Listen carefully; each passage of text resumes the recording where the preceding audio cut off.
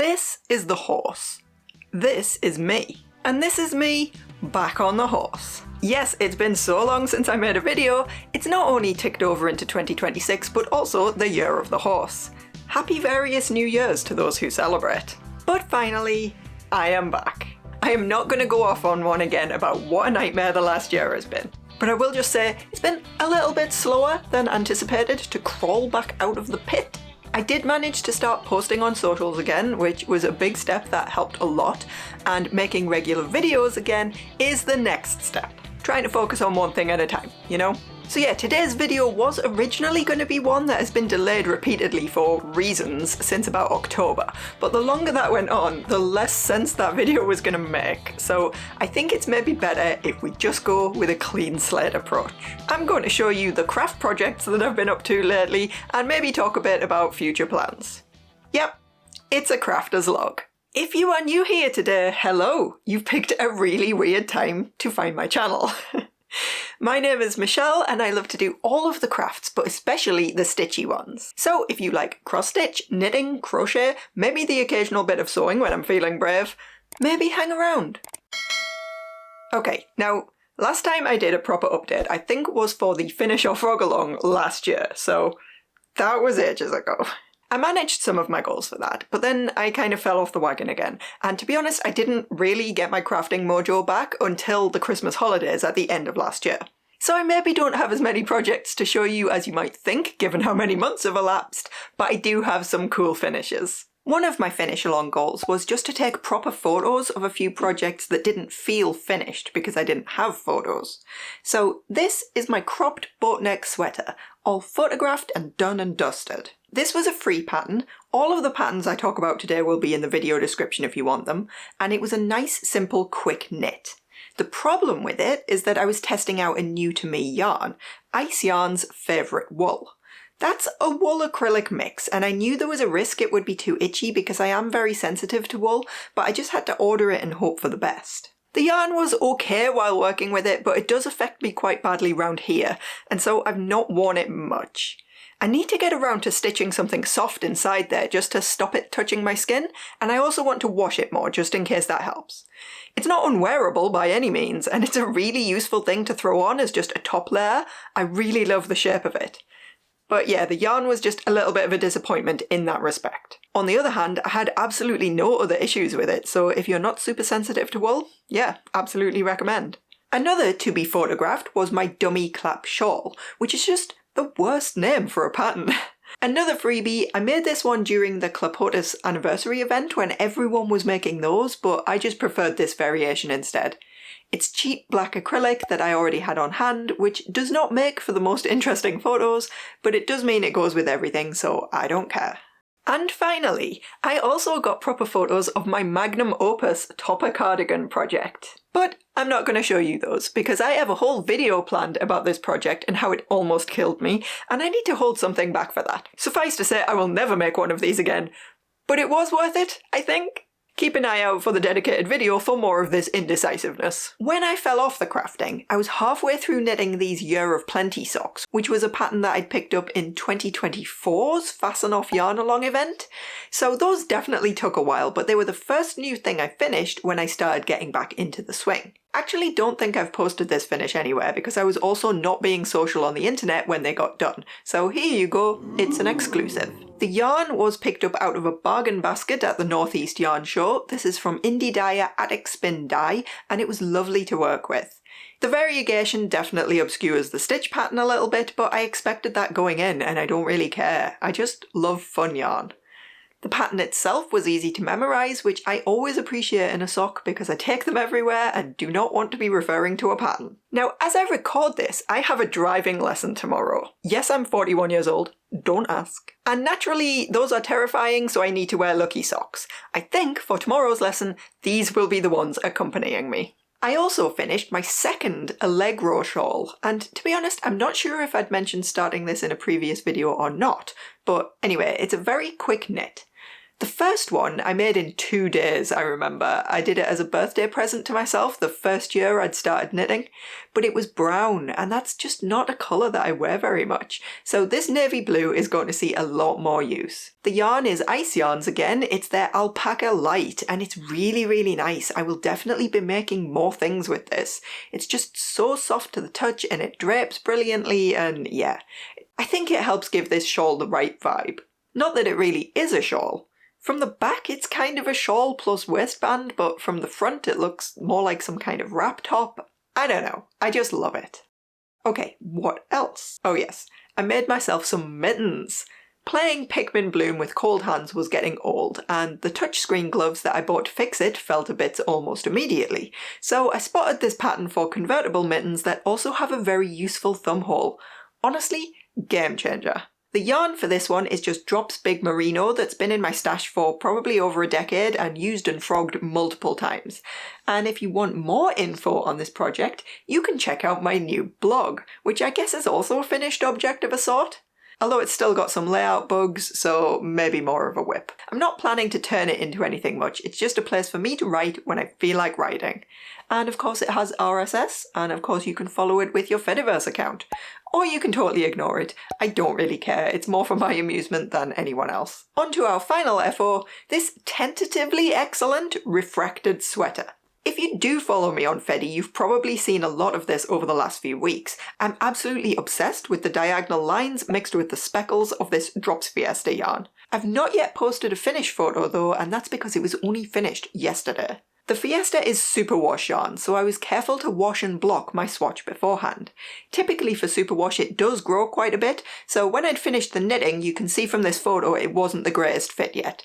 The fabric was quite dense and heavy, and also the yarn was very scratchy. But after washing and not tumble drying, it's softened up massively and it's now the perfect baggy fit crop top that I had in mind. Again, this will be mostly thrown over dresses and things, and I am really happy with it for that purpose. The elephant in the room being that scratchiness. After a wash it is much softer than it was, but it's definitely not soft. It's probably around the same level as that blue Ice Yarn's favourite wool. So again, it's just going to drive me a little bit mad on my chest here. Nothing I can't solve though with a bit of strategically added lining. That is also the reason that I went short sleeve with this one. The idea of that wool touching me on my sensitive wrists and lower arms. Just no. It was bad enough knitting with the stuff I had to make sure to wear long sleeves at all times because my wrists could not deal. That said, the short sleeves are fine, and I love these speckles so much I will just live with it. It's fine. The pattern itself, yep, very straightforward, and I could see myself making more of these. It's bottom up, and I did add one more pattern repeat before splitting front and back. Jury's out on whether that was actually needed, to be honest, but it might have been a little bit too cropped without. This project also features my very first decorative 3-needle bind-off, which was a faff, but I think worth it. And my first tubular cast-on, which was a faff and not at all worth it. Some people love them, but I probably won't do that again. So now I need to go take an actual proper photo of this because I'm trying to single-handedly revive FO Friday, and if all goes to plan, it's already Friday by the time this video goes out. So I think that's it for finished projects, and you'll notice this was all knitting. Normally for a crafter's log, I will actually on purpose work on projects from different crafts, but this time, that wasn't an option. Knitting is my first love, it is my safe space, it's where I always return to. Everything out there may be on fire, but knitting makes me feel at peace. And so I'm not gonna lie, the whips are mostly knitting as well, including this sock. This is the Aviation Socks pattern from the Knitting Pirate, and I've currently finished one, done most of the leg of the other. To put into perspective how much I've been struggling, these were supposed to be my New Year socks. Now, this yarn is Socks Yeah by Coop Knits, which is my go-to sock yarn, and I bought this red years ago now, planning to use it for a pair of Smaug Socks. I did eventually complete one of those, but it just wasn't sparking joy in the slightest, and the thought of knitting a whole other one was very depressing. So I just frogged it. Much happier knitting on this pattern, sometimes you just have to follow your heart. And as a bonus, the aviation pattern is one of 3 sock patterns that I got as a discounted ebook, so they're probably all getting done at some point as well. Alright, let's mix it up a bit. I have a crochet project. This is the completed front panel of a pineapple mini dress, which is an entirely Japanese pattern. My second Japanese pattern, but my first that wasn't translated at all. That effectively means all of the instructions are basically in the chart, so you need to know how to read crochet charts, but also what the various numbers mean. It took a little bit of research and piecing things together, but honestly, there's tons of help out there with this sort of thing, and it wasn't too bad at all. I took this front piece on a big holiday that I went on with my grandma, and I'm hoping that it'll be done for my next trip away, which is the start of June. So really I should be getting on with this because it's already March and the back piece is barely started. One thing I'm slightly worried about is the length, but on the other hand, it's A, supposed to be a mini dress, and B, easy to add more border rows to the top and bottom if I do need to. Yeah, I didn't quite realise how close June is getting until filming this just now, so I better get a move on. The yarn I used here is Ice Yarn's Lorena Superfine, and I absolutely love this yarn. I used it on that blue cardigan as well as for my summer cover-up last year. It's a cotton acrylic mix, and it's just so easy to work with. It's maybe my favourite yarn to use for summer projects. My latest start is a Bloomsbury jumper in this dark green Drops Nepal. Now, I literally just started this. I've done the neckline ribbing and a few rows of the yoke, but I might have to frog the yoke and start again. See, the thing with this pattern is it's beautiful, but it has the worst reviews of any pattern I have ever read. Definitely not recommended for beginners by the sounds of it. But it starts off kind of okay. I haven't got up to the apparent problem sections yet. However, I was reading around everyone's Ravelry notes to get an idea of what I was in for, and somebody made the very good point that if you offset the setup row by 1 stitch, then this little section here, which is going to be the centre front, will actually be centred with the ribbing instead of skew width like it is now. And that's not the sort of thing that usually bothers me, but I feel like now that I know it's slightly off, I won't be able to unsee it. And this didn't exactly take long to knit, so I might as well just go back and fix it before I get any further. God knows I'll be changing plenty of other stuff in this pattern if other project notes are anything to go by. On the bright side, I do love Drops Nepal yarn. There's something about it. It's just a pleasure to knit up. The only bad thing I have to say about it is that the balls are so tiny and it's going to take a lot to make a whole jumper.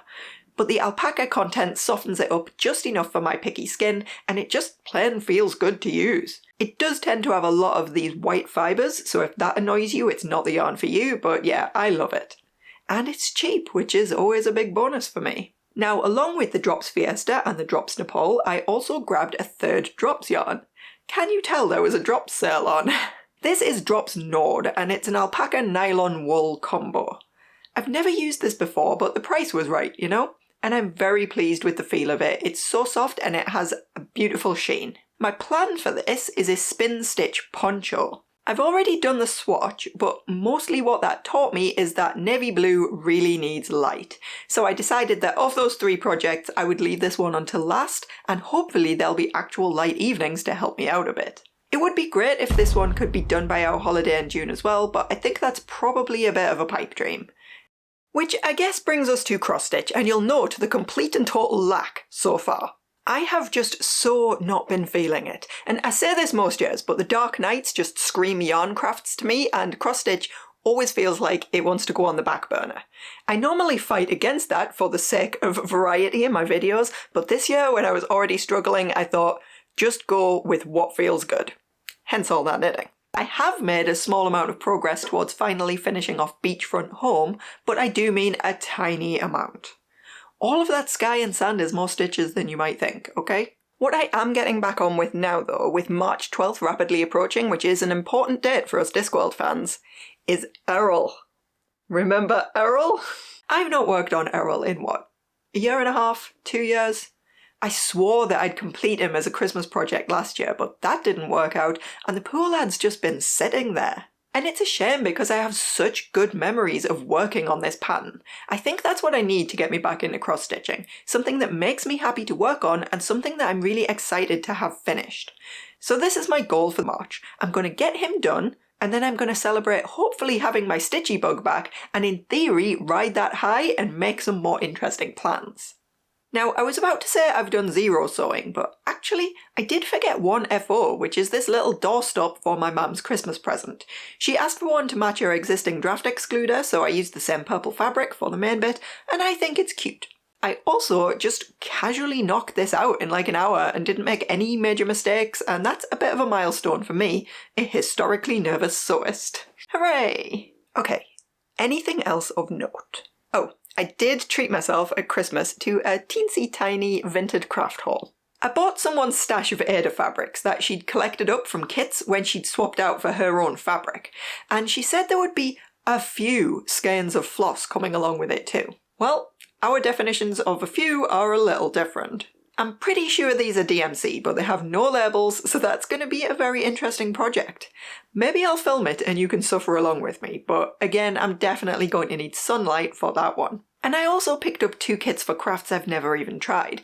Latch hook and punch needle, which as far as I know both make rug type projects, so I guess I'll soon have 2 rugs and strong opinions on which one was the most fun to make. Other than that, I've got into Post Crossing, which is a website that matches you with random people around the world and you send them a postcard. My first one that I sent has arrived, but I haven't got one back yet, so I'm just waiting excitedly at the moment. But as a result of the post crossing, I learned a bit about stamps and accidentally fell into collecting those too, because let's face it, it was only a matter of time. So not really craft related, I won't bore you with my stamp discoveries, but I do just want to show you this one, which I'd added to my wish list since it's fibercraft related, and then I bought someone's random D-stash a week later, and what did I find? This is a Belgian stamp from 1948 depicting a woman making bobbin lace. So naturally there's also been a lot of talk about breaking out this bad boy, cause it kind of seems like fate. Alright, that is definitely everything now. It maybe seems a little bit weird of me to just come in and start talking about crafts like everything is normal and fine, but to be honest, if I don't do that, I will just never come back, so it is what it is right now. Thank you to everyone who still subscribes and has clicked on this video and maybe even watched till the end, even though you hoped it would have more cross-stitch in it. And of course, extra massive thanks to the people over on Ko-fi for your inexplicable continued support. This one is not going to be easy to hit publish on. I'm already freaking out about it, you can probably tell, but hopefully once this one is out there, I can kind of move on with my life and be unblocked, if that makes sense. Anyway. I'll be back soon with some more crafty nonsense, so in the meantime, have a brilliant rest of your day and keep making cool stuff. Bye!